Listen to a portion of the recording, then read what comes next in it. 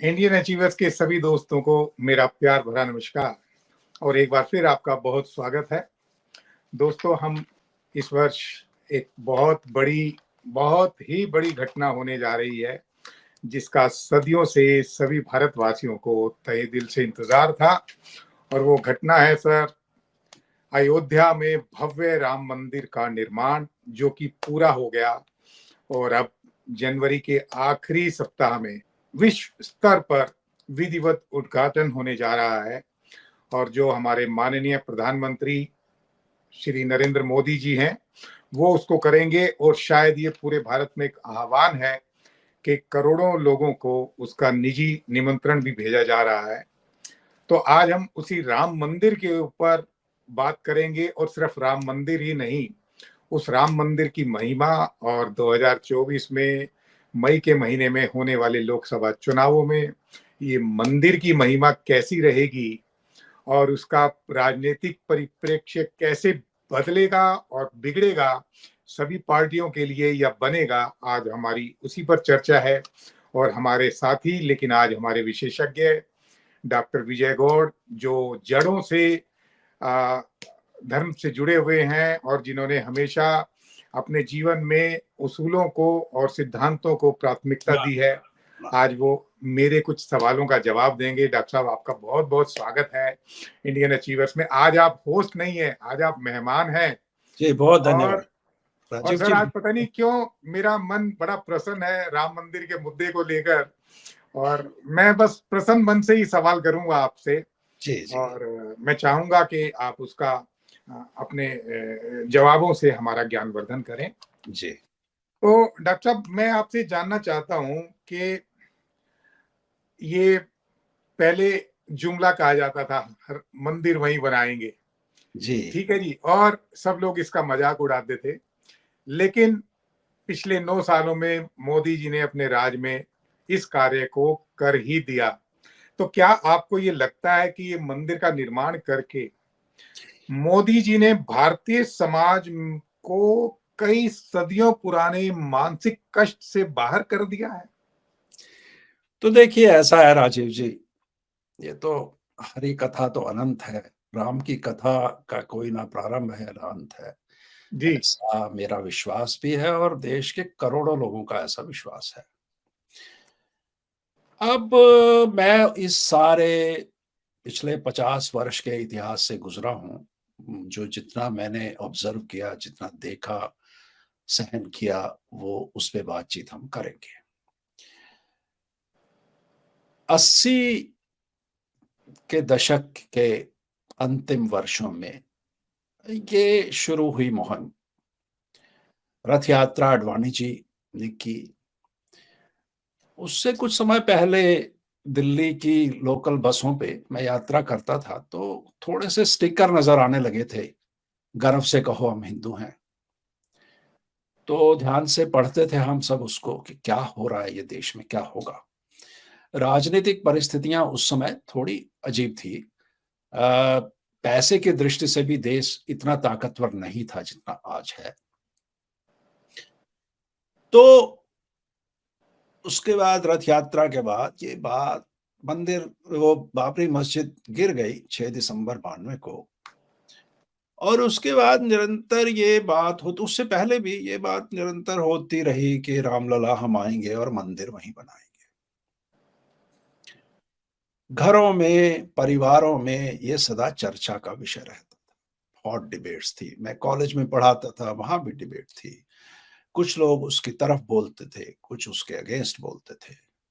मुझे याद है, एक बार मैं, एक मेरे मित्र थे नीमड़ी कॉलोनी में, उनके घर पे बैठा था। तो एक सज्जन आए थे त्रिची से, दक्षिण से, और वो दूसरी कम्युनिटी के थे। मित्र थे वैसे तो हमारे, पर वो थे थोड़ा शांति दूत थे। तो शांति दूत जी इस बात पे नाराज हो गए मुझसे। उन्होंने कहा कि ये मंदिर तो बन ही नहीं सकता, ये तो मस्त, वो तो वहां पे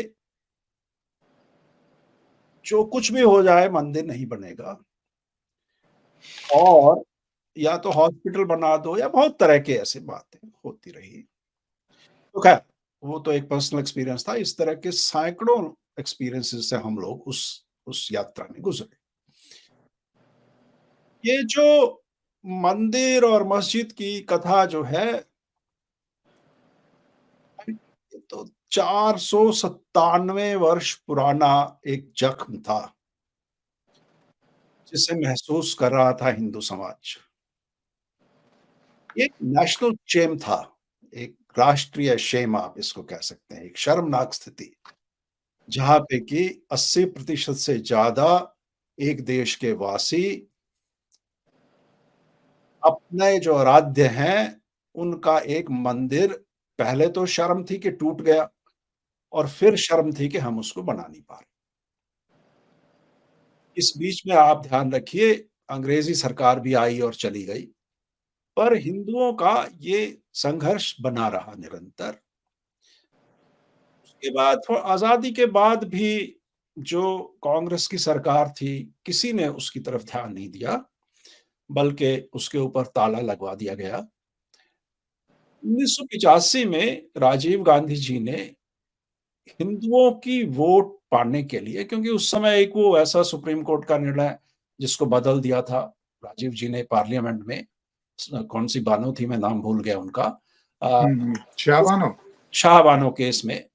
तो उसके बाद हिंदुओं में थोड़ा उसकी प्रतिक्रिया हुई, स्वाभाविक थी, अच्छा नहीं लगा हिंदू समुदाय को। तो रुष्ट हिंदुओं को मनाने के लिए उन्होंने वो ताला खुलवाया था। ताला खुलने के बाद फिर जो इस तरह की कार सेवा करने की जो बातें हुई, तो बड़ी गतिविधियां तेज चली। कमलापति त्रिपाठी जी को भेजा गया वहां पे, उन्होंने तो यहाँ तक कह दिया कि पहला फावड़ा मेरे सिर पे चलाओगे आप, तभी हो पाएगा, हम नहीं करने देंगे।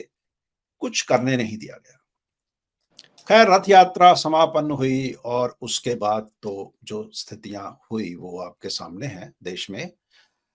सरकार बदली और पॉलिटिकल सिनेरियो बदलने के बाद भी मंदिर नहीं बन पाया। 2014 में मोदी जी की सरकार आने के बाद, क्योंकि ये एक घोषित बात थी, पहले से अपने मैनिफेस्टो में कह चुकी थी बीजेपी कि मंदिर बनाएंगे हम, तो मंदिर बन रहा है। हर हिंदू के लिए इससे कोई बड़ी बात हो नहीं सकती। क्रिश्चियंस के लिए आप वेटिकन में जाके देखिए और मक्का मदीना में जाके देखिए। मुसलमानों के लिए, हिंदुओं का अपने ही देश में ऐसा ना कोई स्थान था, और जो था उसको तोड़ के उसके ऊपर दूसरा धर्म ने कब्जा किया हुआ था। अब चलिए, देर सवेर 500 साल के इंतजार के बाद जनवरी में 22 जनवरी को मोदी जी रामलला की प्राण प्रतिष्ठा करेंगे। दिन को 12 बजे, 12:30 बजे है। जी जी जी। ओके। तो मतलब आपको लगता है कि ये मंदिर ही था वहां पहले और अब मंदिर बना दिया गया है और अब वो कष्टों से बाहर आ गए हैं? देखिए राजीव जी, उसमें मेरे मानने या आपके मानने से तो कोई अंतर पड़ेगा नहीं। जी देश की जनता तो यही मानती है। जी जी जी। ठीक हमारा है। आराध्य ग्रंथ है रामचरितमानस, वो भी अयोध्या का ही ज़िक्र करता है। उससे च- पहले वाल्मीकि रामायण, हम्म, सब में अयोध्या का ही ज़िक्र है। अयोध्या का जी। और तो तीसरी बात, अब तो फाइनली हमें इस बारे में बात इसलिए भी नहीं करनी चाहिए जी, कि अब तो सुप्रीम कोर्ट ने ही कह दिया कि वहाँ मंदिर था, मंदिर था, तो बिल्कुल ठीक और है। क्या बचा तो फिर? चलिए अब आज के संदर्भ में बात करते हैं सर। अब ये मंदिर का उद्घाटन हो जाएगा और जी, लाखों करोड़ों हिंदू वहां पर उसको दर्शन करने को जाना शुरू हो जाएंगे। तो अब ये जी, बताइए कि जनवरी के बाद जी। भारतीय राजनीति का चेहरा हुँ। किस तरीके से बदलेगा और जनमानस का वोट जो माइंडसेट है वो उसमें क्या बदलाव आएगा? देखिए राजीव जी, जनमानस का ये जो हिंदू एकीकरण का, हिंदू कंसोलिडेशन का जो मुहिम है, जो 2014 से बड़ी तेज गति से हुआ है देश में और निरंतर होता जा रहा है, एक तो उसको बहुत बड़ा बल मिलेगा इससे। अब एक तरह का वोट बैंक, अलग-अलग तरह के वोट बैंक देश में बन ही गए थे, धर्म के नाम पे वोट ली जा रही थी देश में। हालांकि हमारे संविधान के अनुसार तो धर्म, जाति, इस आधार पे वोट मांगना जुर्म है, पर था जो आपके सामने ही है। और हिंदुओं का सब बटा हुआ था जाति के नाम पे, तो उसको कंसोलिडेट करने का एक पॉलिटिकल मुहिम मुझे लगता है कि पिछले 10 साल में हुआ है बड़ी तेज गति से। राम मंदिर का निर्माण उसको और अधिक तेज करेगा, पहली बात। हिंदू वोट एकीकृत होंगे, इकट्ठी होंगे, हिंदू एक स्वर में बोलना शुरू करेंगे, या कम से कम उन्हें ये लगेगा कि हिंदू एक स्वर में एक स्थान पर एक होकर बोल सकते हैं। जैसा मैंने पढ़ा है न्यूज़ में या मीडिया में चर्चा में, कि 10 करोड़ परिवारों को इनवाइट किया जा रहा है उसमें। अब 10 करोड़ परिवार तो बहुत होते हैं, लगभग 50 करोड़ देश के लोगों को सीधा-सीधा इन्विटेशन दिया जा रहा है। मैं कहता हूँ उसमें उसके अगर आधे भी वहाँ पहुँच जाए तो एक दुनिया का बहुत बड़ा काम होगा ये। एक दिन में तो कोई नहीं जा पाएगा, पर ये तो बरसों बरस यात्रा रहेगी। अयोध्या की यात्रा से तो पहले भी पुण्य कमाते थे लोग, अब थोड़ा और अच्छा लगेगा। तो आपको क्या लगता है कि अब ये ताजमहल से बेहतर टूरिस्ट प्लेस भी बन जाएगा? नहीं, मैं तो नहीं समझता कि राम मंदिर के मुकाबला किसी ताजमहल जैसी कब्र नहीं, से। मुकाबला नहीं, एज ए टूरिस्ट प्लेस में बात ये कर रहा हूँ, ताजमहल तो एक कब्र है, और हम्म, रामलला का तो मंदिर है, और उसकी प्राण प्रतिष्ठा हम करते हैं वहाँ। जीवन की प्राण प्रतिष्ठा है, हिंदू धर्म की प्राण प्रतिष्ठा है। उसका मुकाबला आप एक कब्र से करें या मल्टीपल कब्रों से करें तो वो संभव नहीं होगा। मुकाबले की बात नहीं है सर, मैं फिर भी अब यही कह रहा हूँ, मैं मुकाबला नहीं कर रहा। मैं एज ए टूरिस्ट, मतलब क्या आपको लगता है कि विश्व का ये एक भव्य प्लेस बन जाएगा अयोध्या, जहां पर सारी दुनिया आना चाहेगी? देखिए, मैं इसका जवाब इस तरह से दूंगा कि ताजमहल से अधिक लोग वेटिकन में जाते हैं हर साल, जी और जी जी। ताजमहल से 50 गुना ज्यादा लोग, 100 मक्का, गुना ज्यादा लोग मक्का मदीना में मक्का जाते हैं। मदीना में, बिल्कुल ठीक कह रहे मेरे हैं। ख्याल आपको उत्तर मिल गया। समझ गया सर, समझ गया। चलिए, जी। अब ये बताइए सर, अब ये बताइए कि ये मुद्दा भाजपा का था, भारतीय जनता पार्टी का था, और उसी ने अपने इस मुद्दे को अमली जामा भी पहना दिया। अब चुनाव भी आ रहे हैं 2024 मई में, तो बाकी जो राजनीतिक पार्टियां हैं वो इसका कैसे सामना करेंगी? क्योंकि ये एक तरीके का जन आंदोलन बना दिया भाजपा ने, और जन आंदोलन का तो मतलब यही होता है कि बाकी सब कुछ उसमें तहस नहस हो जाता है। आपको क्या लगता है कि बाकी पार्टियों का अस्तित्व बचेगा या नहीं बचेगा, या क्या रहेगा? देखो राजीव जी, आपने जो शुरुआत की सवाल की कि भाई ये, चलिए मैं इस तरह कहूंगा इसको, कि ये सिर्फ बीजेपी का मुद्दा नहीं था। भारतीय जनता पार्टी तो राम के सामने तो नगण्य है ना। राम का जो है रूप, वो तो बहुत बड़ा है। एक मुद्दा था, राष्ट्रीय अस्मिता का मुद्दा था वो, उसको बीजेपी ने सॉल्व कर दिया। आप इसको इस तरह कहिए। जी। वो मुद्दा तो खुला पड़ा था, कोई भी कर सकता था, कांग्रेस भी कर सकती थी, अगर हम साफ शब्दों में कहें, दूसरी पार्टियां भी कर सकती थी, पर वो किसी ने उसको तो छुआ तक नहीं।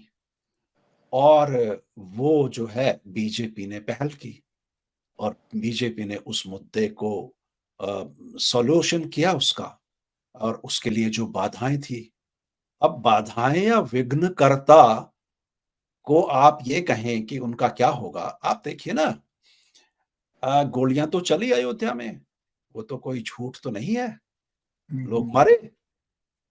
वो दो सगे भाई में, टागर बंधु क्या नाम था उनका, वो तो दोनों बेचारे, दोनों सगे भाई। जी जी जी तो एक दुखदाई स्थिति किसने की? वो तो मुलायम सिंह जी ने की ना, गोली तो उन्होंने चलवाई ना। जी। अब अगर वो पार्टी जो ये कहती थी कि मंदिर वहीं बनाएंगे पर तारीख नहीं बताएंगे, तो अब वो कहें कि हमें इनवाइट नहीं किया आपने। अरे आप तो राम को मानते ही नहीं थे। आप तो कह रहे थे कि वहाँ पे अस्पताल बना दो। हम्म। आप तो कह रहे थे कि यूनिवर्सिटी बना दो। आप तो मानते नहीं ना। या फिर वो पार्टी जिसने सुप्रीम कोर्ट में राम सेतु को लेके एक एफिडेविट दिया था कि राम तो एक काल्पनिक चीज है, ऐसी कोई चीज है ही नहीं, तो वो अब नाराज हैं।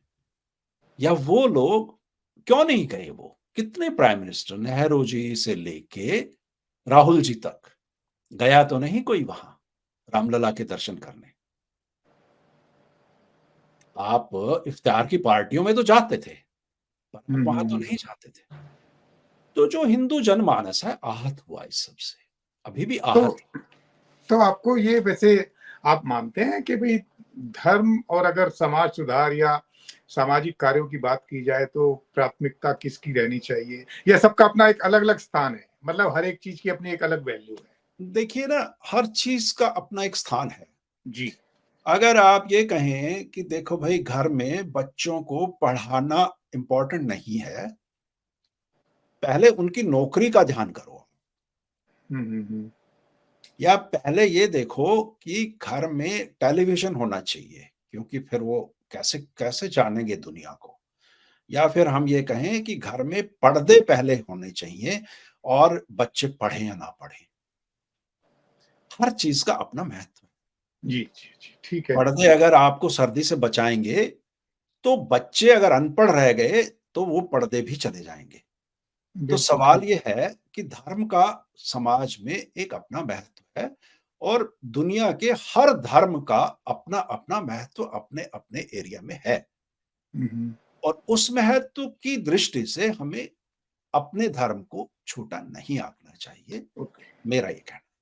डॉक्टर साहब, आप अमेरिका में रहते हैं, जी। लेकिन आप अपनी पैनी नज़र भारतीय राजनीति, भारतीय गतिविधियों पर, भारतीय जो भी घटनाएं होती हैं या दुर्घटनाएं होती हैं, हर एक पर पूरी नज़र रखते हैं, और शायद आप अपने रोजाना के 2 से 3 घंटे इसी पर लगाते हैं, और आपका जो अध्ययन और अध्यापन है आज भी जारी है।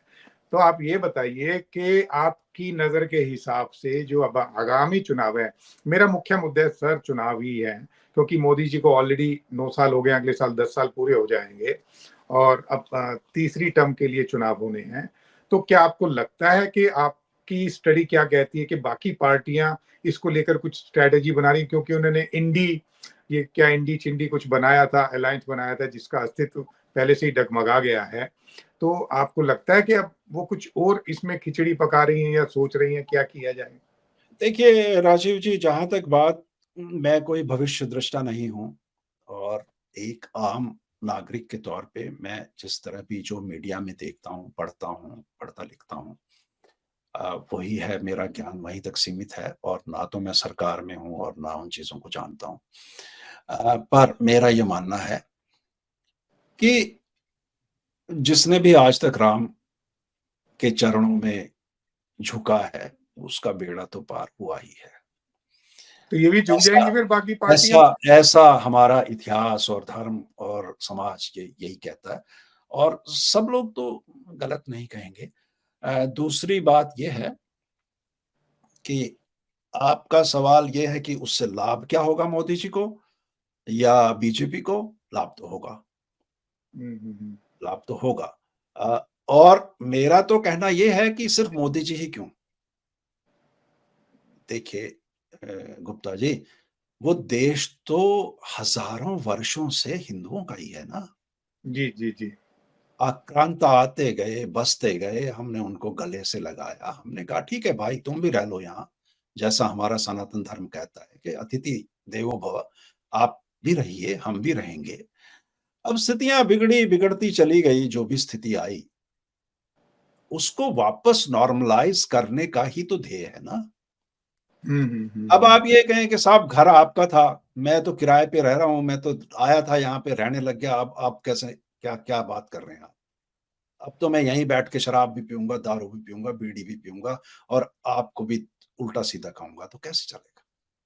चल तो नहीं मतलब सकता। आप क्या कहना चाहते हो, मतलब अगर ये मैं किराएदार है ये तो कहना किराएदार के चाहता रूप हूँ, में रहे वो? नहीं नहीं, मैं ये कहना चाहता हूँ कि अगर आप राम की सत्ता को मानते हैं, अगर राम में विश्वास करते हैं, तो आपको लाभ ही होगा, नुकसान क्या होगा? जी। हम तो ईश्वर हैं, सबके ऊपर कृपा दृष्टि बना के रखेंगे।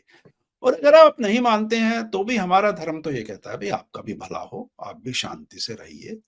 हम तो किसी को बुरा-भला तो कहते नहीं है, हिंदू धर्म के खिलाफ है ये तो सब। तो अ, राम जी अभी की तो अभी तो स्थिति ये है कि मैं देख रहा था कि अयोध्या का जो मुस्लिम समाज है, बहुत खुश है। जी। उनका बिज़नेस चलेगा, उनको मतलब पैसा मिलेगा, उनका परिवार हुँ। अच्छा पालन-पोषण होगा, तो अच्छी बात है। तो राम जी का आशीर्वाद कितना भाजपा को मिलेगा और कितनी सीटें मिलेंगी? देखिए ये तो नहीं कहा जा सकता। अब और दूसरी बात ये भी है गुप्ता जी कि राम जी की माया तो राम जी ही जानते हैं। अब वो किसको नहीं, क्या करेंगे? आप तो राम जी के पूरे दीवाने हैं, आप भी तो नहीं, भक्त नहीं को भी तो वो पूरा पता किसको होता है। गुप्ता जी वो किसको कितना लाभ पहुँचाना चाहते हैं और देश के हित में क्या है? ये तो हुँ। राम ही जानते हैं ना। अब तो ये मेरी और आपकी तो बड़ी छोटी दृष्टि है, हम कहें जी बीजेपी को लाभ होगा, भाई क्या पता ईश्वर की दृष्टि में देश बड़ा है, देश का सोचना है। तो तो नहीं वो ये सर ये आस्था होती है या वाक़ई राम जी का अस्तित्व है कुछ?